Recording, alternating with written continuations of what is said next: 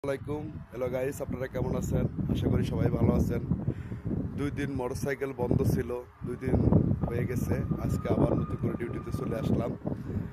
এই 2 দিন বন্ধ ছিল, আমেরিকার ডোনাল্ড ট্রাম্প রিয়াদে আসছিল, যার জন্য 2 দিন বন্ধ ছিল আমাদের কার্যক্রম।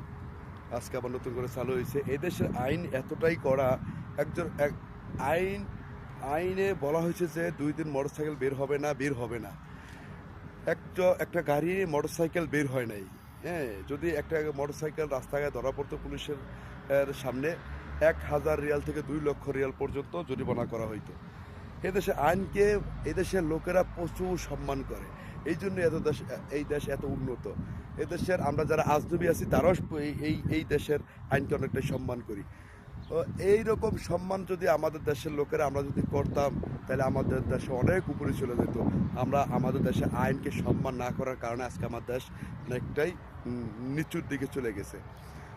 সবাই সবার জায়গা থেকে আইনকে সম্মান করবে, আইনকে শ্রদ্ধা করবেন, দেখবেন সব কিছুতেই আপনার ভালো লাগবে।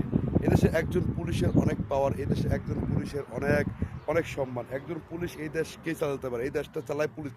পুলিশ চালাচ্ছে এই দেশটাকে। সো এই জন্য আমাদের দেশের পুলিশকেও সম্মান করবেন, আমাদের দেশের আইনকেও সম্মান করবেন, তারপরে আমাদের দেশও অনেক উপরে চলে যাবে।